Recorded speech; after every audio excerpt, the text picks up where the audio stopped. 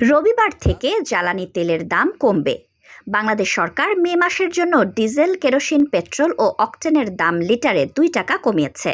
বিদ্যুৎ, জ্বালানি ও খনিজ সম্পদ মন্ত্রণালয় ৩০ এপ্রিল ২০২৫ তারিখে এ সংক্রান্ত প্রজ্ঞাপন জারি করে। নতুন দাম ১ মে থেকে কার্যকর হবে।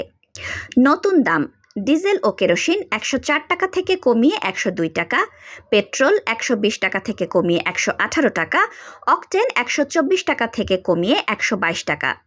এই মূল্য হ্রাসের ফলে যানবাহন চালক ও সাধারণ ভোক্তারা কিছুটা স্বস্তি পাবেন। ২০২৪ সালের মার্চ থেকে সরকার বিশ্ববাজারের সঙ্গে সামঞ্জস্য রেখে জ্বালানি তেলের স্বয়ংক্রিয় মূল্য নির্ধারণ পদ্ধতি চালু করেছে।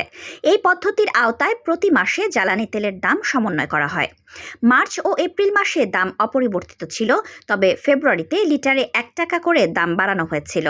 এই পদক্ষেপের মাধ্যমে সরকার ভোক্তাদের জন্য তুলনামূলক সাশ্রয়ী মূল্যে জ্বালানি তেল সরবরাহ নিশ্চিত করতে চায়।